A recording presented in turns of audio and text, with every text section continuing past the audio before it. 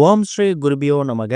ஓம் ஸ்ரீ மகா பெரியவா சரணம். ஜனவரி 3ஆம் தேதி சனிக்கிழமை நாளைய தினம் மார்கழி மாதத்துல வரக்கூடிய பௌர்ணமி. உங்க வீட்டோட நிலைவாசல்ல இப்ப நாம சொல்லக்கூடிய இந்த தீபத்தை நீங்க ஏத்தி வைக்கிறதால பலவிதமான நன்மைகள் உங்களுக்கு ஏற்படும். அது என்ன தீபம்னு பார்க்கறதுக்கு முன்னாடி நம்மளோட வீடியோஸை இப்போதான் நீங்க ஃபர்ஸ்ட் டைம் பார்க்குறீங்கன்னா மறக்காம சப்ஸ்கிரைப் பண்ணிக்கோங்க. தொடர்ந்து இது மாதிரி அப்டேட் தெரிஞ்சுக்கிறதுக்கு பக்கத்துல நோட்டிஃபிகேஷன் பெல்லை கிளிக் பண்ணி ஆல் அப்படிங்க செலக்ட் பண்ணிக்கோங்க. இப்போ என்ன தீபத்தை ஏற்றி வைக்க போறோம் அப்படிங்கிற பத்தி தெளிவா தெரிஞ்சுக்கலாம். ஒரு மாதமும் வரக்கூடிய பௌர்ணமி ரொம்ப விசேஷம். ஆனா அப்படி வரக்கூடிய பௌர்ணமி எந்த மாதத்துல வருதோ அதை பொறுத்து அதோட பலன்கள் மாறுபடும். உதாரணத்துக்கு சித்திரை மாதத்துல வரக்கூடிய சித்ரா பௌர்ணமிய நம்ம வெகு விமர்சையா கொண்டாடுவோம். அதே அளவுக்கு ஒரு பல மடங்கு பலனை தரக்கூடியதுதான் மார்கழி மாதத்துல வரக்கூடிய மார்கழி பௌர்ணமி. மார்கழி மாதம் அப்படின்னு சொன்னாலே அது இறை வழிபாட்டுக்கு அதிக முக்கியத்துவம் கொடுக்கக்கூடிய ஒரு மாதம். தேவர்கள் அவங்களோட இறை வழிபாட்டுக்காக பயன்படுத்தக்கூடிய மாதம். சொல்ல போனா அவங்களுக்கு இது அதிகாலை பொழுது. இந்த நேரத்துல இந்த மாதத்துல நம்ம பண்ணக்கூடிய வழிபடக்கூடிய எல்லா விரதங்களுக்கும் விசேஷங்களுக்கும் தனி பலன் கிடைக்குமாம்.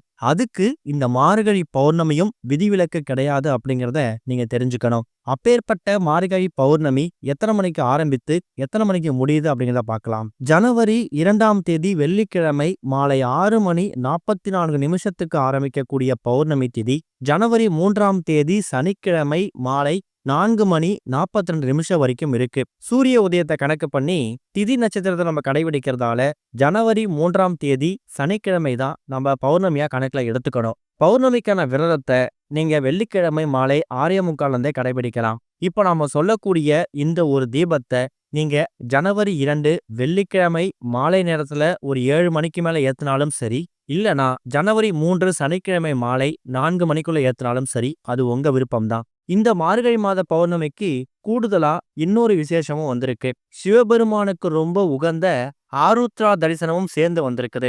ஆருத்ரா தரிசனம்னா மார்கழி மாதத்துல வரக்கூடிய திருவாதிரை நட்சத்திரத்து அன்னைக்கு சிவபெருமானாக இருக்கக்கூடிய நடராஜருடைய அந்த நடனத்தை பார்க்கக்கூடிய அற்புதமான நிகழ்வு. நடராஜருக்கு களி செய்து வைத்து மார்கழி திருவாதிரை அன்னைக்கு நம்ம நைவேத்தியமா படைக்கிறது மூலயமா நமக்கு இருக்கக்கூடிய எல்லா விதமான பிரச்சனைகளும் நீங்கும். அப்பேற்பட்ட மகத்துவம் வாய்ந்த இந்த ஆருத்ரா தரிசனம், அதாவது மார்கழி திருவாதிரையும் மார்கழி பௌர்ணமி திதியும் சேரக்கூடிய இந்த ஒரு நாளை நீங்க விட்டுடவே கூடாது. அப்பேற்பட்ட இந்த நாள்ல நாம நிலைவாசல்ல ஏற்றக்கூடிய தீபம் எக்கச்சக்கமான நன்மைகளை ஏற்படுத்தும். நம்ம வீட்டில் இருக்கக்கூடிய தரித்திரங்களை நீக்கி மகாலட்சுமி கடாட்சம் பெருகுவதற்கான வழியை ஏற்படுத்தும். ஒரு வீட்டோட நிலைவாசல் அப்படிங்கிறது இஷ்ட தேவதைகள் நல்ல சக்திகள் வசிக்கக்கூடிய இடமா. அங்க நம்ம தீபத்தை ஏற்றும் போது குபேர சம்பத்து கிடைக்கும். அதனாலதான் பௌர்ணமி மட்டும் கிடையாது, மற்ற எல்லா நாட்கள்லையும் வீட்டோட நிலைவாசல்ல தீபம் ஏற்றுறதுக்கு நம்மோட முன்னோர்கள் அறிவுறுத்திட்டு போயிருக்காங்க. பௌர்ணமியை வணங்குறது மூலயமா நமக்கு வாழ்க்கையில கூடிய பல பிரச்சனைகள் தீரும். பௌர்ணமினா யாரு? சந்திர பகவான், மனோகாரகன். நமக்கு வாழ்க்கையில் இருக்கக்கூடிய பிரச்சனைகள், மனக்குழப்பங்கள், சண்டை சச்சரவுகள், கணவன் மனைவிக்கிடையே கருத்து வேறுபாடுகள், இது எல்லாத்துக்கும் தீர்வு கொடுக்கக்கூடியவர் மனோகாரகர்னு அழைக்கப்படக்கூடிய சந்திர பகவான். அவரை நம்ம பௌர்ணமி அன்னைக்கும் அமாவாசை அன்னைக்கும் முழு நம்பிக்கையோட வணங்கும் போது சிவபெருமானோட அருளையும் சந்திரபகவோட அருளையும் நம்ம ஒரு சேர பெற முடியும். இப்படிப்பட்ட நல்ல நாள்ல நிலைவாசல்ல இப்ப நாம சொல்லக்கூடிய இந்த தீபத்தை முடிஞ்சா 2 தீபம் இந்த பொருள் மேல நீங்க ஏத்தி வைக்கணும். அது வேற எதுவும் கிடையாது, மகாலட்சுமி கடாட்சம் நிறைந்திருக்கக்கூடிய அற்புதமான ஒரு பொருள் பச்சரிசி. இப்ப சொல்லக்கூடிய இந்த தீபத்தை ஏத்துறதுக்கு நீங்க குடும்ப அளவுக்கு 2 மண் அகல்விளக்கு பயன்படுத்தலாம். அப்படி இல்லைன்னா நீங்க வீட்டுல தினமும் பூஜைக்கு பயன்படுத்தக்கூடிய ஏதாவது ஒரு விளக்கு பயன்படுத்திக்கோங்க. அகல் விளக்கு பயன்படுத்துற மாதிரி இருந்தா 2 மண் அகல்விளக்கு பயன்படுத்திக்கணும். இந்த தீபத்தை ஏத்துறதுக்காக சுத்தமான பசு நெய், அப்படி இல்லைன்னா நீங்க தீபத்துக்கு பயன்படுத்தக்கூடிய தீப எண்ணெய் இல்ல நல்லெண்ணெய் ஏதாவது விஷயத்த பயன்படுத்திக்கலாம். இந்த தீபம் தான் போடணும் அப்படிங்கிற கட்டாயம் கிடையாது. அடுத்ததா பச்சரிசி ஒரே ஒரு கைப்பிடி அளவு, ரொம்ப அதிகமா பயன்படுத்தணும் அப்படிங்கிற கட்டாயம் இல்லை. 2 அகல் விளக்கையும் வைக்கிற அளவுக்கு இருந்தா கூட போதும். சாஸ்திரத்துக்கு ஒரு அரை கைப்பிடியோ 1 கைப்பிடியோ பச்சரிசி எடுத்து வச்சுக்கணும். கூடவே வாசனை மலர்கள் இருக்கணும் அப்படிங்கிறது கிடையாது.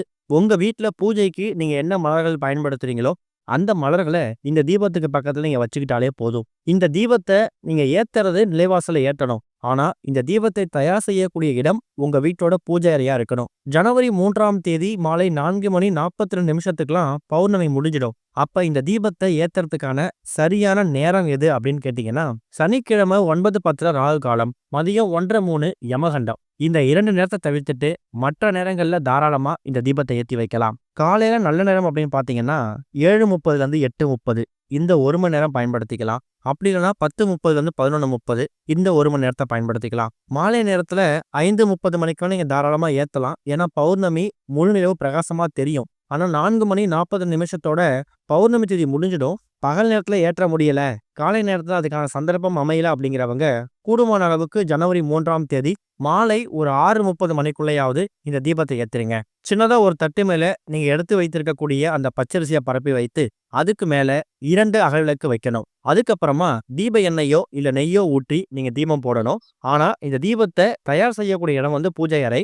இந்த எல்லா பொருட்களையும் அந்த தட்டு மேல வச்சுட்டு அதுக்கப்புறம் நேரடியா உங்க வீட்டோட நிலைவாசல் பகுதிக்கு போகணும். நீங்க தினமும் காமாட்சி அம்மன் விளக்கு எங்க ஏத்துவீங்களோ இல்ல உங்க வீட்டோட நிலைவாசல்ல எங்க தீபம் ஏத்துவீங்களோ அந்த இடத்துல வச்சு இந்த தீபத்தை தினமும் எந்த திசை பார்த்து தீபம் ஏத்துவீங்களோ அதே திசை பார்த்து தீபத்தை ஏத்தலாம். இந்த தீபம் எரியக்கூடிய அந்த அகலுக்கு பக்கத்துல முடிஞ்சா சுவாமிக்கு வைக்கக்கூடிய மலர்கள், அது எந்த மலரா இருந்தாலும் பரவாயில்ல, இந்த தீபத்தை ஏத்தி வச்சுட்டு உங்க வீட்டோட பூஜை அறையிலையும் நீங்க எப்பவும் போல நீங்க வழிபாடு நடத்திக்கணும். அந்த நேரத்துல ஓம் நமச்சிவாய, ஓம் மகாலட்சுமி நமக, இது மாதிரி சிவபெருமானுக்கும் மகாலட்சுமி தாயாருக்கும் உகந்த மந்திரங்களை குறைந்தது 9 முறை, அதிகபட்சம் எவ்வளவு முறையாலும் நீங்க உச்சரிக்கலாம். நிறைந்த மார்கழி பௌர்ணமி தினத்துல இந்த தீபத்தை ஏத்துறதால என்ன பலன் கிடைக்கும்? பச்சரிசி மேல நேரடியாக விளக்கை வைத்து தீபம் ஏத்துறதால பூமாதேவியோட ஆசீர்வாதத்தையும் அன்னபூர்ணியோட அருளையும் நமக்கு சேர்த்து பெற்று தருமா.